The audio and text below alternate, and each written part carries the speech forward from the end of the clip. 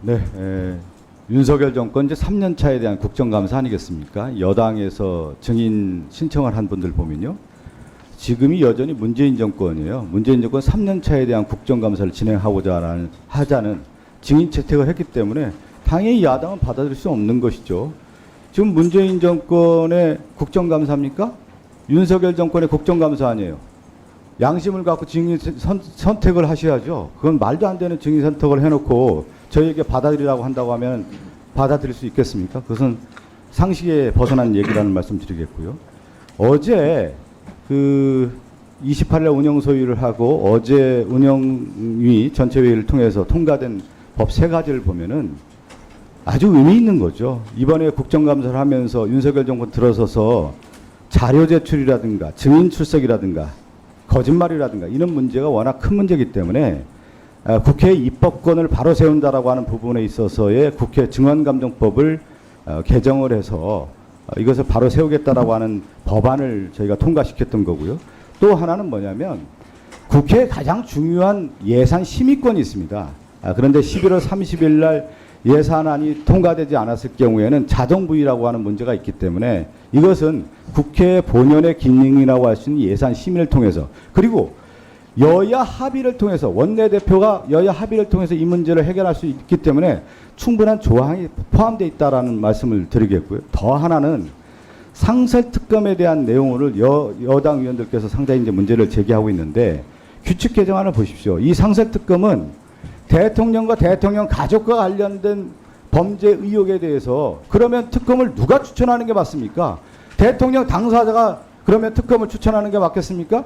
견제와 균형이나 원리에서 야당 추천을 통해서 상설 특검을 추천해야 된다는 규칙 개정안 얼마나 합리적인 겁니까? 네, 수고하셨습니다.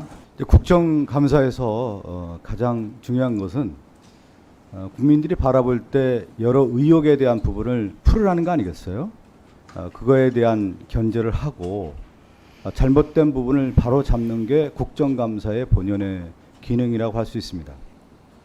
오늘 여당 측에서 증인과 관련된 부분을 계속 얘기하는데 앞서도 제가 얘기했지만 이번 국정감사는 윤석열 정권 3년 차의 국정 전반에 대한 것들을 바라보는 국정감사의 장 아니겠습니까? 여당에서 신청한 증인들 같은 경우는 문재인 정부의 증인이랬습니다. 받아들일 수 없는 거고 또 하나 이번 국정감사에서 국민들이 원하는 게 뭡니까?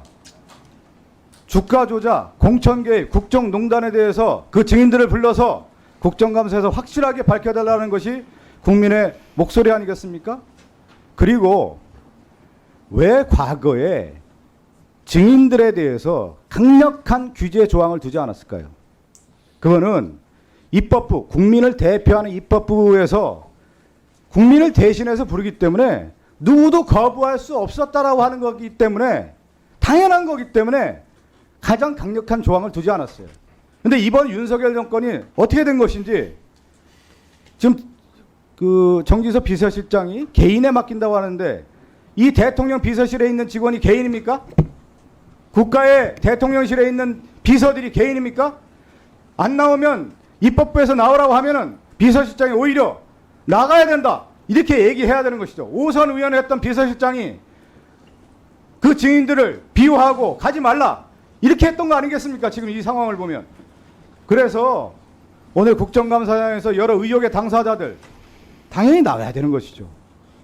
안 나오면 강제 구인의 조항이라고 할 수 있는 동행명령에 대한 조항으로 집행해야 된다고 봅니다. 네, 수고하셨습니다. 네. 충분한 의사진행 발언을 통해서 그 상황과 그 경위에 대한 설명들을 했는데 지금 국민의힘은 오로지 국정감사를 방해하기 위해서 이렇게 카드를 쓰는 겁니까?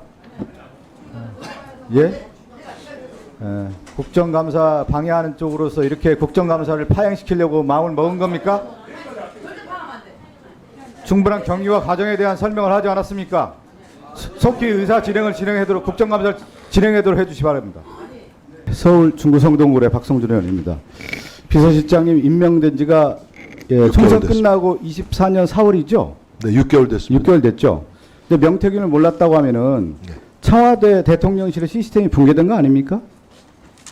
명태균에 대한 인지를 못했다고 하면은 대통령실의 어떤 감찰 기능이라든가 명태균에 대한 이런 행태에 대해서 전혀 감지 못했다고 하면은 대통령실의 시스템이 붕괴됐다 이렇게 볼 수 제가 있는 거 아니에요? 4월 달에 왔기 때문에 네. 총선 이후에 그 최근에 명태균 의혹은 그 언론을 통해서 그 뉴스 토마토인가요? 알겠습니다. 한 달 반 전에 그때 알겠습니다. 알려진 거기 때문에 제가 뭐 알 도리가 없어요. 그러면 명태균의 저런 대통령과의 통화가 농락이라고 하는데 대통령이 농락당한 겁니까 그러면? 대통령이 뭐- 농락당했다고 볼 수가 있는 겁니까? 저는 뭐 명태균 씨가 언론을 통해서 이렇게 쏟아내는 네. 이런 언사들에 대해서 어디까지가 진실이고 어디까지가 거짓인지 도저히 가늠하기가 좀 아니 어려운 가늠하는 게 아니라 상황입니다. 팩트 체크를 해서 명태균이 그러면 사기꾼인지 대통령실에서 입장을 내는 거 아니 아닙니까? 그것은 저 이미 이제 소환 조사가 임박했기 아니, 때문에 검찰 저 사법당국에서 명태균의 말에 대해서 대통령실의 입장이 분명히 나와야 되는 거 아니에요? 명태균은 사기꾼이다, 허풍쟁이다, 있을 수 없는 일이다 이렇게 얘기해야 되는데 그런 뭐- 얘기가 왜 안 나오죠? 대통령실에서? 그러나 명태균의 그 일방적인 주의 주장이 대통령실, 대통령을 향하고 있는 것들이기 때문에 매번 근거 없는 의혹 제기나 문제 제기에 대해서 일일이 대응하지 않는다는 것이 기본 입장이었고요. 다만 국민들이 그만 오해할 수 예, 있는 충분히 부분에 무슨 대해서 말씀인지 알겠습니다. 사실관계를 밝히는 그런 예. 대응을 해왔습니다. 잠깐 소리 좀 멈춰주시고 강혜경 씨 좀 앞으로 좀 나와주시겠습니까?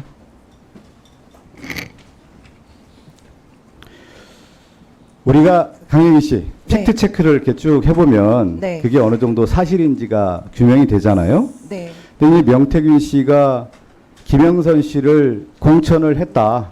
실질적으로 네, 그게 드러난 거고 또 윤석열 대통령과의 통화에서 드러난 거 아니겠어요? 네 맞습니다. 평소에 명태균 씨가 그 얘기를 계속 해왔던 거죠. 네 자랑 삼아서 주변 사람들한테도 그랬고 저희 직원들한테도 계속 얘기를 했었습니다. 그리고 녹취도 주변 사람들한테 많이 들려줬고요. 네 맞습니다. 그 녹취를 들었던 사람들이 꽤 많습니까? 네 많이 있습니다. 근데 대통령이 직접 통화한 내용들에 대해서 주변에서는 어떤 반응이던가요? 좀 대단하게 보죠. 그렇죠. 네네. 그리고 타이밍이 저는 중요하다고 봐요. 우리가 모든 일이 영화도 그렇고요. 모든 일이 언제 누가 무엇을 해요. 네 맞습니다. 언제가 했습니까? 언제? 이 통화가. 저 5월 9일로 5월 9일이죠. 네 맞습니다. 공천하기 하루 전날이고. 하루 전날. 그 전에 통화했을 때는 걱정하지 말아라고 우리 강혜경 씨가 또 전화를 했었지 않습니까? 네. 그렇죠. 5월 2일 날. 아마 네네. 공천 될 거니까 걱정하지 마라. 김건희 여사한테 들었다. 이 얘기 강혜경 씨한테 했던 거죠. 네 저한테 했던 말들입니다. 그러면서 5월 10일 날 내일 이루어질 것이다. 공천 네, 될 오후에. 것이다. 네네. 그게 핵심 아니에요? 네 맞습니다. 그게 그러면 사실 아닙니까? 사실입니다. 결과적으로 김영선 전 의원이 공천을 받은 결과입니다. 근데 저는 명태균 씨가 어떤 인물이에요? 저는 대단한 사람 같아요. 왜 그러냐? 누군가를 만나면 설득해서 자기 사람으로 만드는 마력이 있었던 것 같아요. 그건 김건희 여사가 푹 빠진 거죠. 네. 김건희 여사가 어느 정도 신뢰했습니까? 그 제가 영상을 틀 필요가 없어요. 워낙 많이 나왔기 때문에. 어느 정도 신뢰를 했습니까? 그 윤 대통령이 이제 그러니까 세 명에서 만나는 자리에서 이제 윤 대통령 그때 당시 후보 때 이제 무슨 얘기를 하려 하면 이제 명태균 대표가 이제 말을 해야 되니 중간에 말을 이제 끊는 선생님 말씀 네. 하시잖아 하면서 끊을 정도로 그만큼 신뢰를 했었습니다. 근데 저는 명태균 씨의 대화를 내려보면 딱 구분이 돼요. 김건희 여사는 자신을 알아봤던 사람이고 대단한 사람이라고 하는 부분에 대해서 얘기를 하고 네. 윤석열 대통령에 대해서는 장님무사다. 그리고 얼마 전엔 5살 아이라는 표현을 써요. 5살 아이에게 권총을 주었다. 자기도 쏠 수 있고 다 쏠 수 있다. 지금 다 쏘고 있어요. 다 난사하고 있어요 지금. 이 총에 다 맞아 죽고 있어요 지금. 윤석열 정권이. 그래서 누가 어떤 표현을 하냐. 명태균의 농락이라고 하는 표현을 누가 써요? 우리가 씁니까? 국민의힘 의원들이 쓰고 지금 대통령실에 쓰고 있는 거예요. 그 얘기 좀 해줘 보세요. 왜 명태균은 이렇게 구분해서 썼을까요?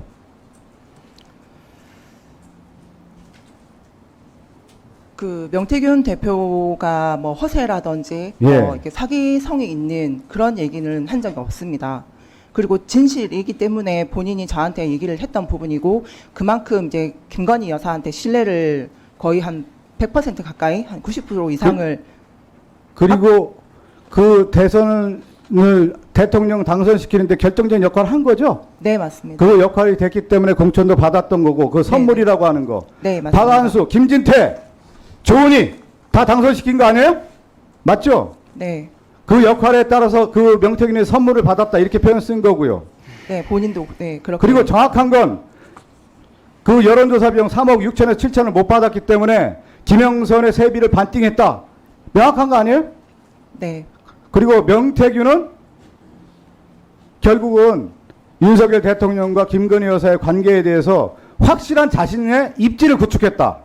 오히려 우위에서 지배형으로 관리를 했다. 저도 이렇게 읽혀집니다. 그렇게 보여지죠? 그렇게 해왔죠? 네, 그렇게 해왔었습니다. 네, 잠깐 네. 들어가시고요. 시간 좀 멈춰 주십시오.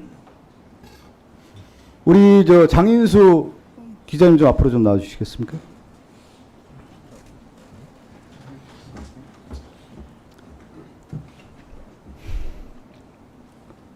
대통령실에 역학 관계를 누가 제일 많이 할까요? 대통령실에 있었던 사람들이 제일 알죠. 네. 그렇죠? 김대남이 대통령실에 나와서 여러 얘기를 했지 않습니까? 그걸 취재를 했죠. 네, 그렇습니다. 김대남은 뭐라고 했습니까? 대통령실의 힘의 관계, 역학 관계 누가 유의라고 했어요? 실질적 주인은 누구라고 했습니까? 그거 설명 좀 해주십시오. 그 김대남 전 선임 행정관이 이명수 기자한테 윤석열 대통령과 한동훈 대표의 관계를 설명을 하는 게 있습니다. 둘이 사이가 안 좋다 이런 이유다라고 설명을 하면서 이건 확실하다. 황정호 비서관한테 들었다 이렇게 얘기를 합니다. 그리고 또 수석이고 누구든지 황정호 비서관 앞에 가면 다 절절 맨다. 근데 나는 이제 고향 선배니까 황정호한테 이렇게 반말하고 너 요새 너무 나대는 것 같은데 조심하지 뭐 이런 얘기하고 한다. 근데 이제 다들 황정호 비서관을 어려워한다 뭐 이런 얘기를 했습니다. 그렇죠? 칠간신이라고 꼽히는 그 황종호 실제 대통령실에 확실한 세력으로 있어서 김건희 여사를 보좌하고 있다라고 하는 것에 대해서는 김대남 전 행정관이 확실하게 증언을 해준 거 아닙니까? 뭐 기자한테 얘기했으니까요. 예, 뭐 맞는 말로 보입니다. 이 정권이 어느 정권이다? 김건희 정권이라고 하는 것을 김대남이 입증을 해준 거 아닙니까?